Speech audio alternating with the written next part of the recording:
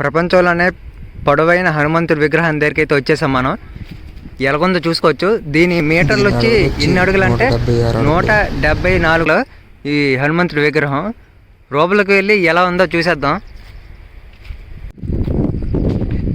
లైవ్గా చూస్తుంటే మరి మామూలుగా లేదు, భలే ఉంది విగ్రహం మాత్రం. ఈ విగ్రహాన్ని మీరు చూడాలనుకుంటే మడప ఇక మెయిన్ రోడ్ నుంచి మడపం వెళ్ళి రిటర్న్ వచ్చి మళ్ళీ ఇలా రావాలి. మెయిన్ రోడ్డు ఇక్కడ ఉంది. నేను ఆటోకి వచ్చాను కాబట్టి అక్కడ మెట్లు ఉన్నాయి. ఆ మెట్లు దిగి డైరెక్ట్గా ఇక్కడికి వచ్చేసాను నేను. అదిగోండి అక్కడ మెట్లు ఉన్నాయి కదా, అటు నుంచి వచ్చాను నేను. ఇదిగోండి ఇటువైపే రావాలి. ఇదిగోండి ఎంట్రన్స్. ఇది రీసెంట్గా కట్టినట్టున్నారు, మీరు చూడొచ్చు. ఇది మీరు లెఫ్ట్ సైడ్ చూసుకుంటే కొంచెం చిన్న హనుమంతుడితో పాటు నాగబంధనం ఇంకా శనేశ్వర విగ్రహాలు ఉన్నాయి. మనం ఎంట్రన్స్ అయితే టెంపుల్కి ఈ తలుపు, లోపలికి వెళ్ళి చూసేద్దాం.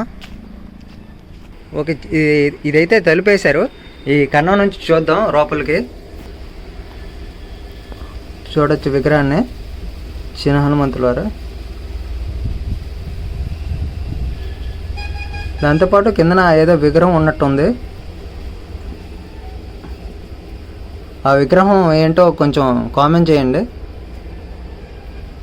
అయితే విగ్రహాన్ని అయితే చూసేద్దాం ఎలా ఉందా. చూసుకో, కెమెరా కూడా సరిపోవట్లేదు, అంత ఉంది విగ్రహం. My God. ఇక్కడ చూసుకుంటే కొంచెం క్రియేటివిటీగా ఇక్కడ గంట అయితే పెట్టారు.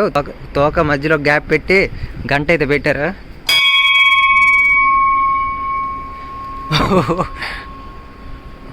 చూస్తుంటే మరి మామూలుగా లేదు.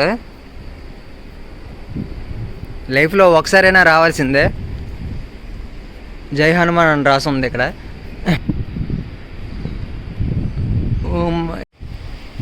ఈ విగ్రహం ఎప్పటి నుంచి స్టార్ట్ అయిందండి? ఇది 76, 77 స్టార్ట్ అయింది.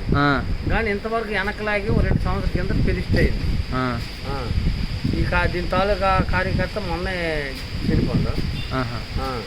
ఇది అంతా అతనే చూస్తుంది. ఈ ఊరు ఈ మన బుచ్చిపేట అతను చూసేది అతని వల్లే అందాలు తెలిసి అతని వల్లే ఇక్కడ బాగా అయ్యింది. 2 సంవత్సరాలు పూర్తయి ఇది ప్రతిష్ట అయ్యి. ఇంకా ఇవి ఈ ఒంట్లు ఎందుకు పెడతారు చెప్పరు, కొంచెం చెప్పరా? అది అంటే వాస్తవంగా ప్రతి దేవుడు ఎదుర ఒంటి ఉండాలి. ఇక్కడనే కాదు, రామగుండం అయినా సరే, రామమందిరం అయినా సరే, లేదా ఒక ఆంజనేయ దగ్గర కంపల్సరీ ఉంటూ ఉండాలి. ఇంకా లోపల చూస్తే మనం హనుమంతుడి విగ్రహం కిందన ఏదో బొమ్మ ఉంది.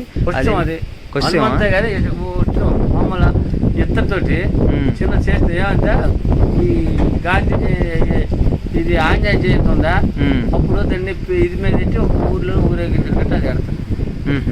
పిలిచినాడు చాలా రాష్ట్రాలు వచ్చారు ఇక్కడికి.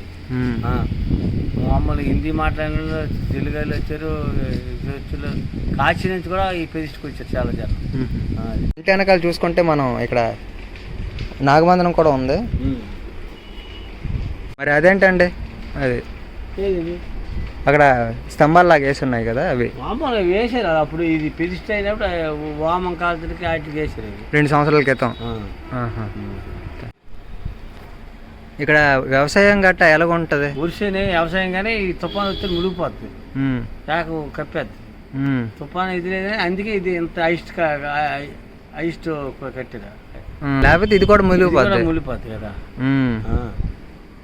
ఏదైనా నష్టం జరగడం కానీ పొలాలు పెట్టినప్పుడు జరుగుతుంది కదా తుఫాను. ఇది ఈ నాగవల్లి కదా, నాగవల్లి ఎక్కువ ఒక దాకా వచ్చేది తుఫాను వచ్చాడు, ఇవన్నీ మునిగిపోతాయి. ఇవే కాదు ఏదే మొత్తం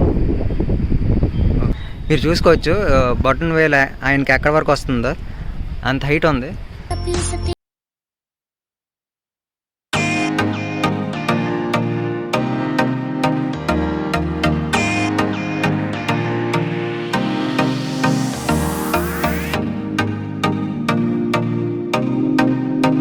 ఈ హనుమాన్ టెంపుల్కి వచ్చిన వారు ఇక్కడ స్థానాలు గట్ట చేయొచ్చు. ఇక్కడ చూసుకోండి, చూడొచ్చు.